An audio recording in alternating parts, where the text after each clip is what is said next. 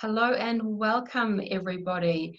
Today we have Sarah Linton with us talking on the Finding Your Voice platform, where we're aiming to bring people all the way around the world, one spot, connecting at a time where we are being forced into self-isolation, into social distancing, and into a global lockdown period.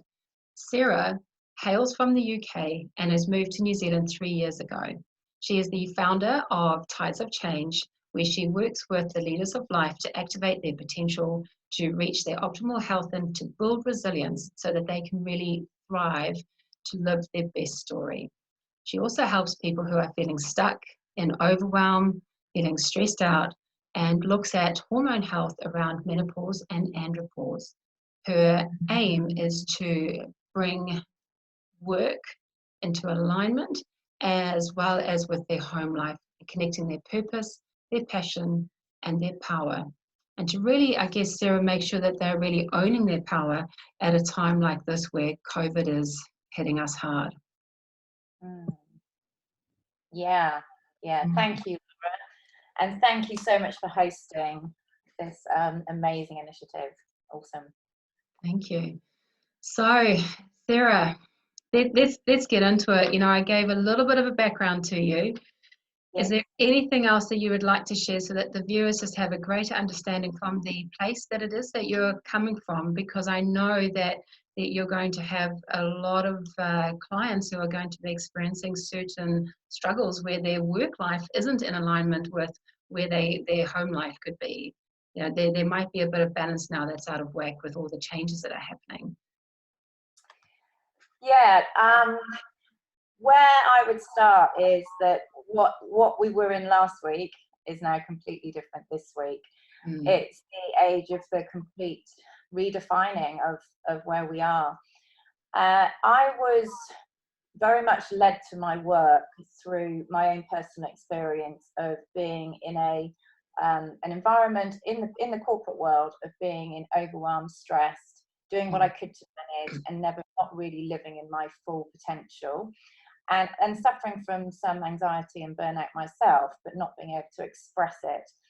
And my passion to do this work came from stepping out of that environment, having a family of my own, being a leader in life in a different way, a different capacity, and really observing many leaders in the workplace and in the home life not really stepping into their best story. So I was driven to do some additional training, to bring all together the experience I had of leadership and team development and working a lot with people. I've always been very involved with the people-centric side of life, and wanting their best potential, and wanting to be somebody that could have walked beside me when I was going through those challenging times. And a lot of that came down to really connecting to your true self and exploring, you know, what drives you to do what you do. And the backbone of my work takes people from that feeling of driving and striving to move into a place of thriving and really connecting to more of your real deep desires, what's driving you to do what you do, the habits that you have and create around your lifestyle. And be that for your health or your environment or whatever area of life, it's really to ensure that you're connected to the best version of yourself within that place. And so Tides of Change came from a place of this real ebb and flow of life. We all have challenges. We all have things that come up. We all have things where we have to navigate the storm. And that pull and push of what comes up can affect how we are, whether we are at home or at work or at play, in friendships. And my work is really based around habit change and creating the right environment to take the right actions to live your best life to the fullest, to connect to more joy. So where I see that I was already in a place of knowing that my books were nearly full, and stress and overwhelm is very present for us all. And with what's happened last week, I know that the conversation started to change, and a lot of what we were dealing with in previous sessions was around what was in front of them, mainly at work or issues at home. And what was definitely coming in a couple of weeks ago is the element of fear, the building of fear of not being in control of any part of their life. So they were definitely, there's more anxiety and there's more stress being created around what we're now dealing with. So the conversations are now focused very much on what's happened in the last week, and the steps that they can take to actually manage getting out of fear and getting into action. And there's nothing worse than feeling stuck in that place of anxiety. And one of the antidotes for that will be to take action and really move into a place where they can really take stock of where they are at now.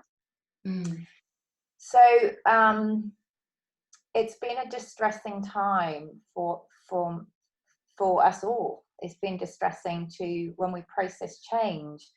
But once we've got through that place of moving into a place where we can take some action, we can definitely overcome some of the anxieties. And we have managed to now create some play around creating actions to move forward. Because I tell you what, there'll be a lot of people right now that are just being like ebb and flow of life, right? Yeah. Ebb and flow of so much in my life. You know, not only my work life, but my home life, my family life, my friendship life, my routine of my life. There's so much uncertainty right now. And, you know, for us to be able to take action takes a lot of inner courage. Because we don't know what's going to happen. We don't know, you know, is everything going to still be exactly the same when we emerge from COVID, right? Yeah. So there's a lot of fear potentially that's going to stop us from taking action. Yeah, most definitely. Most So, definitely. And we can often get very stuck in those, when we're feeling that fear, we can get stuck and we can live in our heads. We're not expressing really how we are feeling. We go into sort of coping mechanisms that keep us really stuck exactly where we are. And particularly for parents with families, we're taking the responsibility of managing our children through this, and ensuring that we're stepping up, being the leaders we want to be in our families to help them process and manage this. So that they know that we can get through this. Parents are having to step up into a different zone of really real leadership within the home life. Yeah, because, you know, like if I think about myself, like I've got a young daughter, and you know, for a certain number of hours every day, Monday to Friday, I've left her in the capable hands of her teachers, you know, where she's learning something. And I've come to realize just how much faith I actually have in that system, hopefully, you know, because there's a bunch of time when I would normally be focusing on myself or focusing on my work or focusing on whatever my own personal priorities are. But all that now has gone out of the window. And not only can I not go out of my house, and nor can she, you know, we're now here where she's going, yes, but Mom, I'm home and you should be spending time with me. And as a parent, I'm kind of going, you are home and so am I, and I should be spending time with you. But I've also got a lot of other stuff that I would normally be getting done when you're not here, my love, you know. So without actually, you know, I guess it's about discernment over, you know, what it is that you say to your children and how it is that you deal with that, but a reflection on yourself as well, where you can go inside and just be like, hang on a second, do I want to be that parent that actually makes my child feel like that I don't care about them, or that Mum's prioritizing work over me and I feel so lonely and you should spend time with me? Or am I, wanting to be like, oh my gosh, I need to still do this work, and how am I going to manage my time? How is it that I'm, still going to continue to be a leader in my life? And how am I still going to continue to thrive? I love that you said, moving from driving and striving and then moving to thriving. I love that, because it doesn't matter now how much we're driving and striving. There's something that's just keeping us in a little box for now. Yeah. But when you keep something in a box, it could die. It could not thrive. Or you've got the likes of the mushroom. Well, the mushroom thrives, right? So potentially, not to call us mushrooms at all, in any stretch of the imagination. It's more just like, well, if something else can thrive in darkness or in a feeling of doubt or fear or uncertainty, why don't we be those mushrooms? And why don't we actually take that time to really work out who we are being, how we are wanting to be perceived by our child? What are we setting ourselves up for after this, and what are we setting them up for afterwards? And what's this going to do for our balance between our work and our home and our family and our friends? I mean, we're juggling a whole bunch of balls right now, And we're working it out. It's very much a day-by-day landscape that we're looking at, and we're working it out as we go. And I feel that I feel a sense of that when you take a step back from the fear, that in fact the creativity that comes as a result of what's happening, I have been in awe of many of my clients, of how quickly they can make the transition.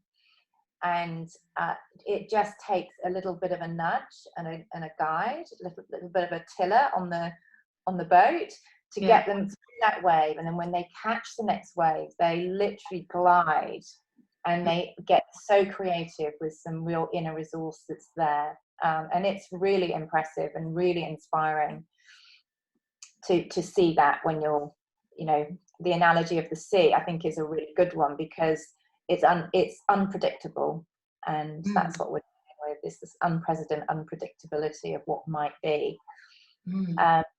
But very beautiful to see those little ripples that become a wave that then glide into action.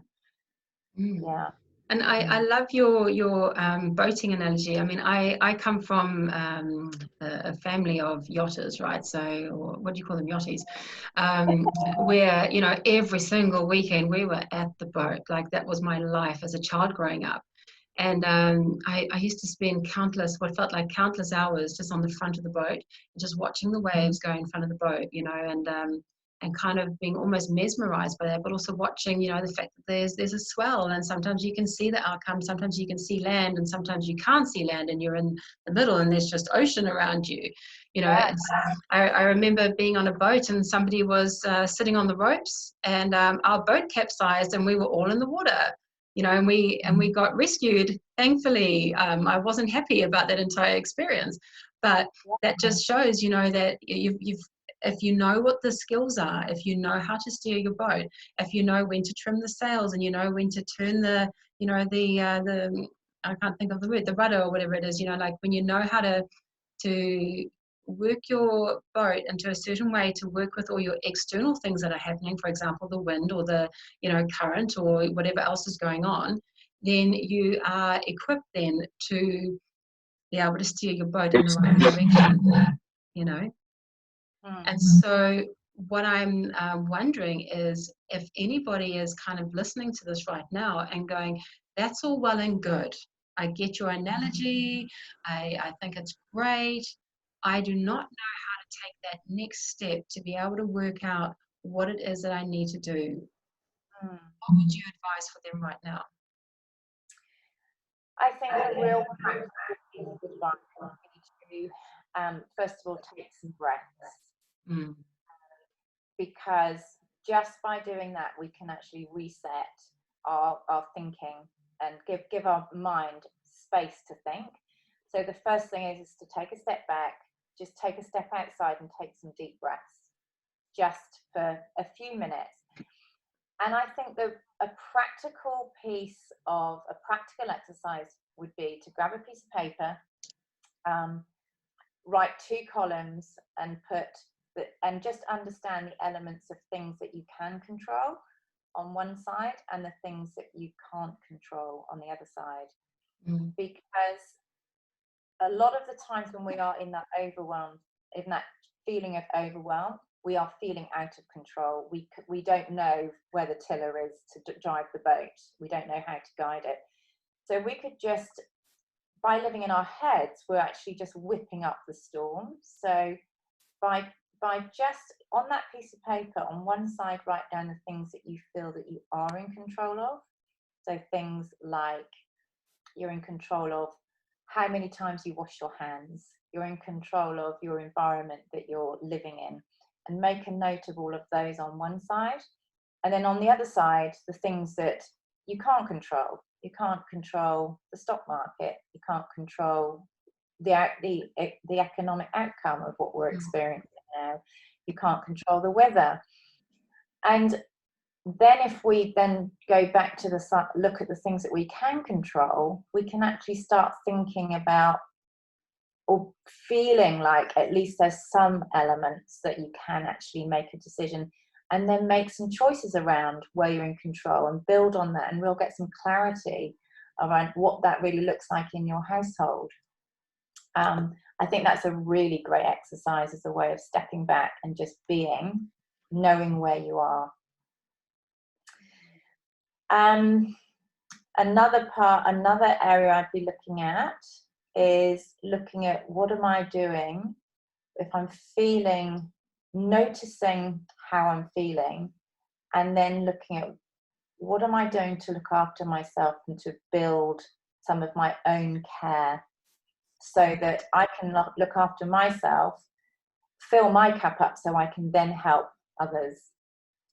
I think as parents, as mums particularly, but dads as well, we often don't look after ourselves enough so that we can then take care of others. And we will at this time be not only looking at our immediate family that's in our bubble, but also how do we take care of our extended family, grandparents, overseas connections. What have we got in place that we can actually keep the connection going with them, and how can we support them? So we'll be thinking a lot about other people, but we need energy. We can't do all this if we are exhausted and depleted and our reserves are low. So it's looking at how am I looking after myself in the most simplistic ways. Am I drinking enough water? Am I getting the right foods to protect my own immunity? Am I eating well? Because generally we've got access to food. Most people are getting access to food. It's incredible how we're keeping that food chain going. Am I getting enough sleep? Am I nourishing my mind with good stuff? It's very easy for us to get distracted on all the news, and we want to be updated, but is there a way that you can say, okay, what do I need to know, rather than get pulled into all of the news ongoing that could just drain ourselves? So it's really sort of taking an approach of what do I need for myself to make sure I'm in the best place, so that I can keep my resilience up, my strength up, so I can give to the family and also give and support others as and when, in whatever way you can, as and when it's needed. I love that. And you are the founder of Tides of Change, which obviously fits very, very well in with your analogy that you gave out earlier. We've got tides come in, tides go out. Sometimes they're bigger than others and sometimes they're smaller than others. And change is inevitable. It's the one thing actually that is constant in our life, is we are always going to be faced with change. And change, can sometimes feel particularly bad at times, and it can sometimes feel like the best thing that's ever come out of us, change for the good, change for the bad. But I'd like to talk a little bit about that, because with change comes the ability to reassess and to potentially take on a new path in life. Perhaps you've been, steering your yacht off towards this particular island, and you're looking at it and you're going, actually, no, there looks like there's something scary over there, or no, there's a reef, we're going to have to go to this island over here. And you can make that call, and you can then change. You make certain decisions based on what it is that you can see is in your path, and changing that. If anybody was really, really wanting to touch base with you, the best way would be through your webpage, tidesofchange.com. They can also get hold of you through your Facebook page, Tides of Change, as well. Do you have some resources on there? Do you have a way that they can contact you? All my contact details on the website, and or you can email me at contacttidesofchange@gmail.com. And or you can give me a call, or you can book in on, I've got a booking system on all of those platforms where you can just click on a link and book in either a catch-up coffee, or if you wanted to explore more about the work and how it fits for you, you can just click on a link and book in a session, and it's all automated, really straightforward. And I love talking about what's going to work for you, and really sort of looking at what, in your own discovery way, what you can discover for yourself. So I welcome any hello at any time. Wow, I love that. So for anybody who is watching, if you're really connecting with Sarah and what it is that she is offering as her service to everybody, please feel free to use any of those contacts and just jump on there. She's not going to say no, right? Sarah, I'm just wondering, what would be your key parting message that you would like to leave everybody with today? I would love to say embrace what is. Embrace it and look at this as possibility and opportunity. I think if we can just take a breath and look at this as what could be different, where could we be navigating towards something more in line with what we really love. There's nothing better than to be doing more of what you love, and really that creates the happiness and joy that we want more of in our world.